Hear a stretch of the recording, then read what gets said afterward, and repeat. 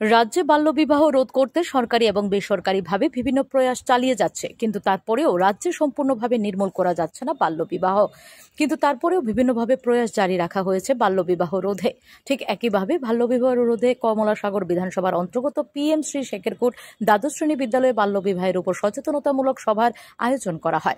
সভায় উপস্থিত ছিলেন আগরতলা প্রেস ক্লাবের প্রাক্তন সম্পাদক তথা সর্বভারতীয় জার্নালিস্ট ইউনিয়নের সভাপতি প্রণব সরকার, বিদ্যালয়ের প্রধান শিক্ষক সন্তোষ কুমার রায়চৌধুরী, সহকারী প্রধান শিক্ষিকা শিবানী দাস, আমতলী থানা দায়িত্বপ্রাপ্ত পুলিশ আধিকারিক শুভা তেলি, বিদ্যালয়ের পরিচালন কমিটির চেয়ারম্যান সুধীর চন্দ্র দাস সহ অন্যান্যরা।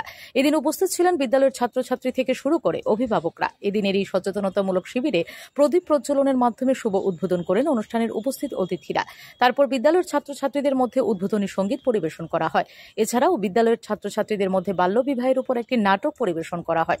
এদিনের এই অনুষ্ঠানে বক্তব্য রাখতে গিয়ে অতিথিরা বাল্যবিবাহের উপর বিস্তারিত আলোচনা রাখতে গিয়ে বলেন, বাল্যবিবাহ একটি সামাজিক ব্যাধি।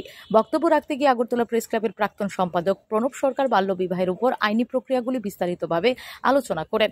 তিনি তাহলে উপস্থিত অভিভাবকদের উদ্দেশ্য করে বলেছেন, 18 বছরের নিচে নাবালিকাদের বিয়ে দেওয়া যাবে না। এদিন তিনি অভিভাবকদের জানিয়েছেন তারা যেন তাদের নাবালিকা সন্তানদের 18 বছরের নিচে বিয়ে দেওয়ার কথা না ভেবে তাদেরকে উচ্চ শিক্ষায় শিক্ষিত করে সমাজে প্রতিষ্ঠিত হওয়ার সুযোগ করে দেয়। তার পাশাপাশি এদিন তিনি শিশু পাচার বিষয় নিয়েও বিস্তারিত আলোচনা করেন এবং এই ধরনের অপরাধ থেকে সবাইকে বিরত থাকার আহ্বান জানিয়েছেন।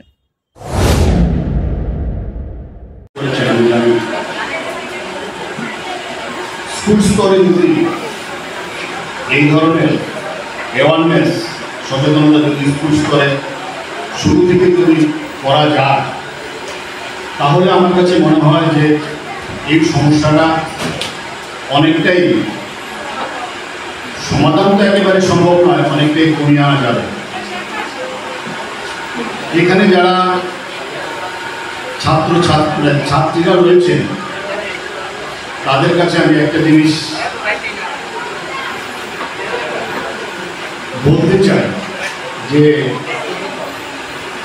তোমরা যারা আছো, তোমরা 18 বছর